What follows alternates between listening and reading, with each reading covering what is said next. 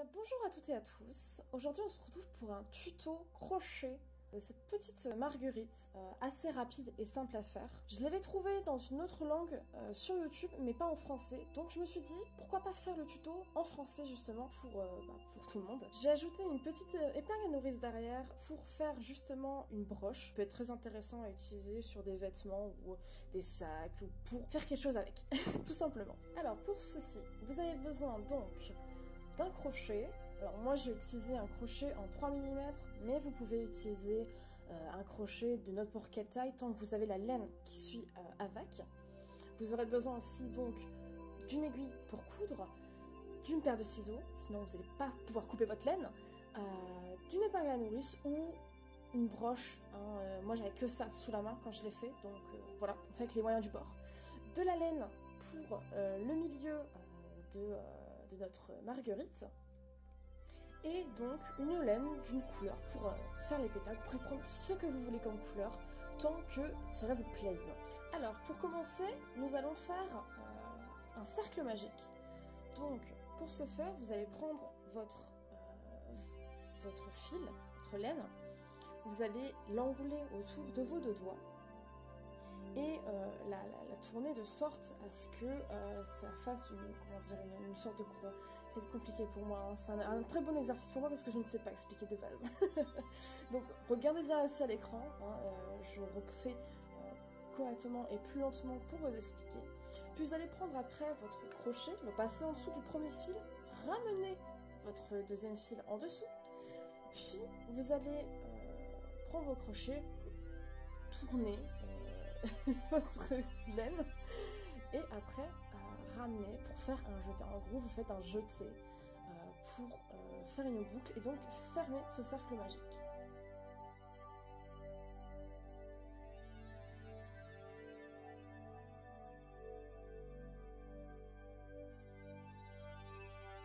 Je refais une dernière fois pour ceux qui n'ont pas encore compris et je vous laisse devant.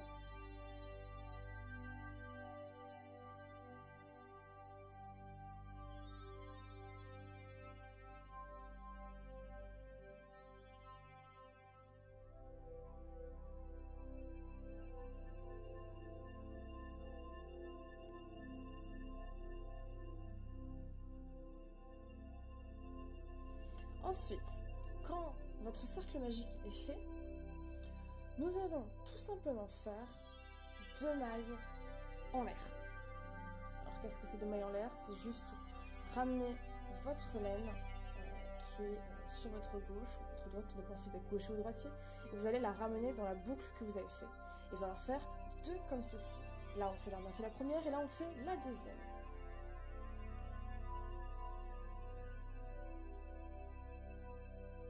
Ensuite, quand vous avez fait votre maille en l'air, vous allez faire 12 brides.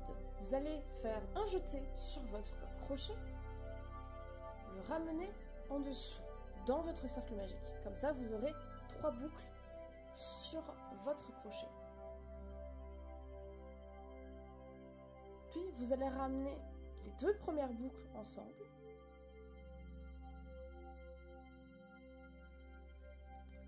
Comme ça, vous avez 2 boucles sur votre crochet. Vous refaites un jeté. Et après, vous ramenez les 2 dernières boucles ensemble. Et comme ça, vous avez fait votre première bride. Donc on reprend, un jeté. On passe dans le cercle magique. On récupère notre laine. Et avec un jeté, nous reprenons les 2 premières boucles. Un jeté, les 2 autres boucles. Et comme ça, on le fait 12 fois. Après avoir fait vos 12 brides, vous pourrez très bien vérifier si vous avez bien 12 brides, 13 en comptant les 2 mailles en l'air que vous avez fait tout au début. Vous allez retirer votre crochet, faire une grande boucle, hein, comme ça, tranquille. Vous n'êtes pas obligé de retirer votre crochet, moi je le fais par confort. Vous allez fermer votre cercle magique en tirant sur le fil qui était inutilisé avant. Ça permet de refermer notre cercle magique et d'avoir un rond qui soit correct. Vous allez reprendre votre crochet ensuite et vous allez dans les premières mailles que vous avez faites pour faire une maille coulée.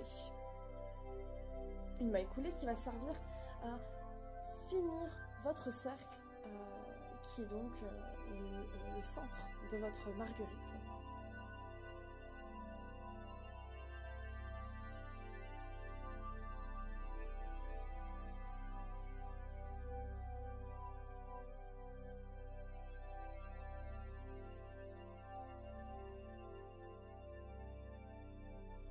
Vous allez passer votre crochet dans la maille,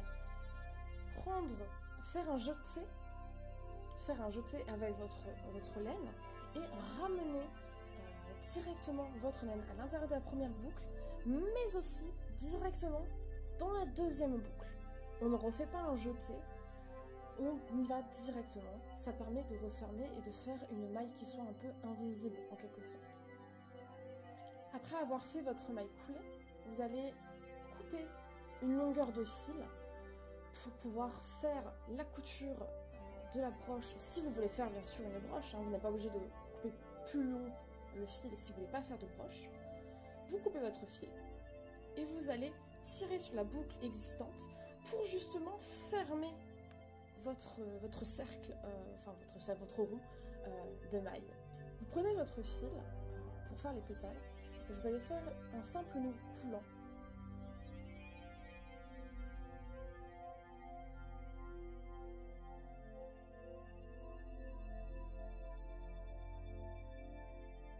Quand vous avez votre nœud coulant, vous allez tout simplement faire en sorte qu'il y ait moins de boucles. Ça ne sert à rien d'avoir une boucle qui soit très grande parce que ça sera juste moche à la fin.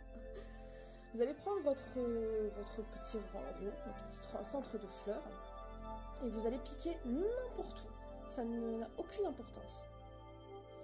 Vous allez piquer comme ceci. Prendre votre nœud coulant.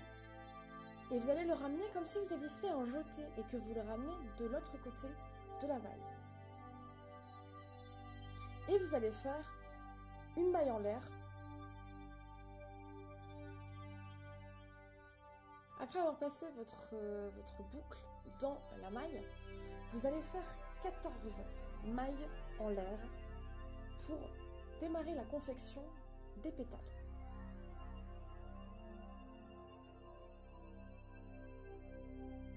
2, 3, 4, 5, 6, 7, 8. Alors je suis désolée pour la caméra qui bouge un petit peu, c'est mon téléphone qui est en suspension en quelque sorte. Donc voilà, c'est un petit peu compliqué parfois. 12, 13 et 14. Quand vous avez ceci, vous allez piquer dans la maille suivante à côté de ça que vous allez démarrer votre pétale. Et vous allez faire une simple maille coulée.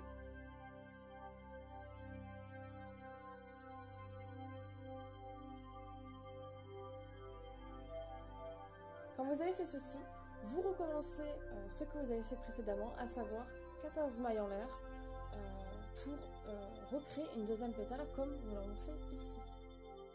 Ce que vous allez faire ensuite, quand vous avez votre deuxième ligne, vous allez piquer dans la même maille où vous avez piqué votre fin de pétale pour justement créer votre deuxième pétale. Et toujours on travaille en maille coulée pour fermer la pétale.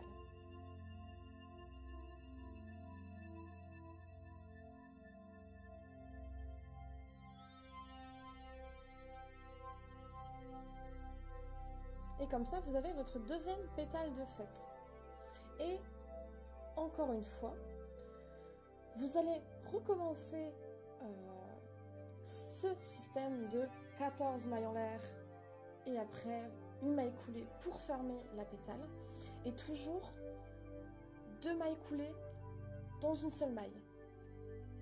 Et vous faites ça jusqu'à la fin pour avoir toutes les pétales de fête. Quand vous arrivez à ce résultat, vous avez fait vos 14 mailles en l'air, vous allez donc piquer dans la maille où vous avez commencé tout au début. Et pareil, faire une maille coulée.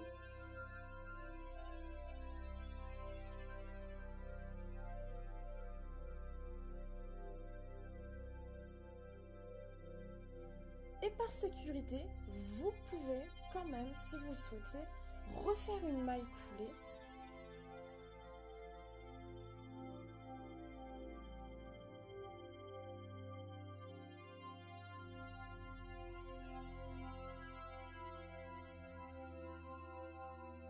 Vous pouvez aussi crocheter avec le fil du départ dans vos mailles, c'est pas un problème. Ça permet aussi de sécuriser ce fil ici. Comme ça, on est tranquille. Ce que vous allez faire après, c'est donc, comme tout à l'heure, couper une longueur de fil qu'on va coudre après sur les côtés pour sécuriser aussi. Alors, nous avons ceci en résultat qui est similaire à l'autre, ça ne change pas. Ici, ce que nous allons faire, c'est sécuriser tout l'ouvrage avec les fils. Alors dans la vidéo, j'ai eu quelques petits soucis que j'ai réussi à rattraper, alors je suis vraiment navrée.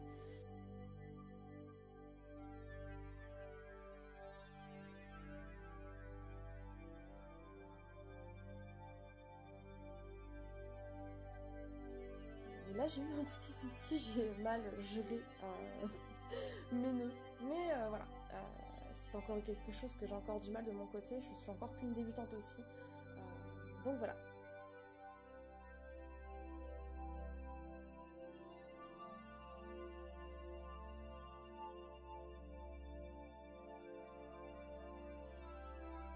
Alors rien de plus compliqué, vous prenez votre aiguille, en tout cas pour tout sécuriser, vous prenez votre aiguille, vous allez passer votre laine dans le chat de comment ça s'appelle, de l'aiguille. Parfois je cherche mes mots. Alors ici je fais un nœud, honnêtement j'aurais peut-être pas forcément dû faire un nœud parce que il n'était pas très solide. J'aurais dû d'abord peut-être passer mes fils ailleurs avant de faire ce nœud. Je vous conseille de faire un petit nœud quand même, mais quand vous avez un minimum fait passer vos fils dans les autres mailles, de manière à ce que ce soit caché bien sûr, et que si au cas où, comme moi il va m'arriver, votre fil se détache, le nœud se retire, vos fils sont toujours ailleurs et vont soit mettre du temps, soit jamais sortir des mailles. Ça c'était une erreur de ma part et j'étais un peu triste d'avoir fait ça parce que c'était beaucoup trop court. Donc voilà, mais je sécuriserai après avec notre fil. Voilà, j'ai un petit peu merdé à ce moment là. Donc ce que je vais faire, c'est qu'après je vais sécuriser en fait tout simplement avec mon fil jaune. Je vais sécuriser en bidouillant en quelque sorte et en cousant après la broche pour que ça reste assez solide et que ça ne part pas.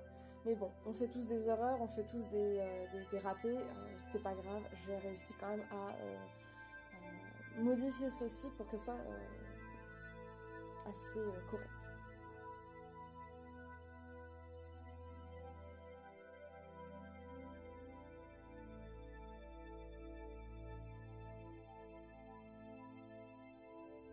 Donc ensuite, quand vous avez fini de rattraper vos dégâts et votre petite erreur, vous allez prendre donc votre épingle à nourrice et nous allons commencer à coudre. Alors, l'idéal, moi, ce que je fais, c'est que soit je laisse ouverte, soit je laisse fermée, mais je vais coudre tout autour de la barre qui ne se pique pas justement dans le vêtement ou le sac, que sais-je, où vous avez envie de mettre une épingle à nourrice, une broche, que sais-je, comme vous voulez, hein, c'est à votre choix. Et donc après nous allons tout simplement coudre en cercle autour de la barre inaccessible, entre guillemets, on va l'appeler comme ça, la barre inaccessible, la barre non piquable, on va dire comme ça, la barre non piquable de l'épingle à nourrice, justement.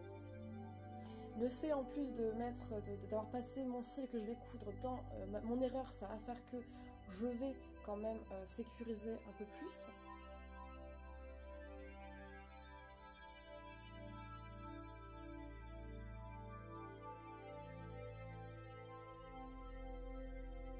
Quand on a fini, nous allons tout simplement moi j'ai décidé de faire un nœud avec ce que j'ai cousu et le fil qui restait qui faisait partie du cercle magique.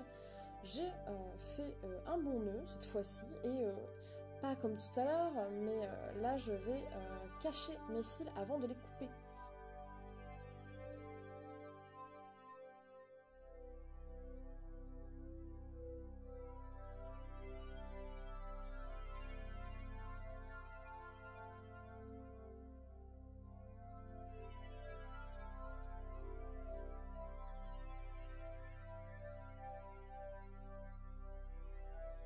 Après avoir assez passé de fil dans les mailles pour sécuriser, j'ai juste à couper tout simplement le fil qui dépasse encore. Et je ferai la même chose avec l'autre fil que j'ai utilisé. Pareil, nous allons l'utiliser aussi pour sécuriser tout simplement. Quand vous avez fini, vous coupez. Et voilà, vous avez fini votre petite marguerite. Elle est fin prête à être accrochée à ce que vous souhaitez, des sacs, des vêtements, comme je disais en début de vidéo. Voilà, c'était c'est une marguerite qui est très facile à faire, comme je disais, très facile et assez rapide. Pour des débutants, ça peut être très sympathique. En plus, je la trouve très jolie. Je l'avais trouvée en version moins garnie et je me suis dit, tiens, pourquoi pas faire plus garnie parce que c'est quand même plus joli en étant plus garnie comme ceci. N'hésitez pas à repasser comme je fais les boucles pour qu'elles soient un peu moins pliées, mais c'est très sympa aussi plié comme ceci. J'espère que cette vidéo tuto vous aura plu. Pour moi, c'est la première que je fais et je suis très nulle à la base en explication. Donc c'est un très gros exercice pour moi aussi. Je compte en refaire d'autres de vidéos si tout va bien. Encore désolée pour les tremblements, les secousses, les focus mal faits et tout. C'est tout simplement parce que je suis avec un téléphone qui est sur un bras assez flexible entre guillemets, qui fait que ça peut très facilement bouger. Mais voilà. Je vous dis à une prochaine fois pour un autre tuto et bon crochetage à tout le monde. Au revoir.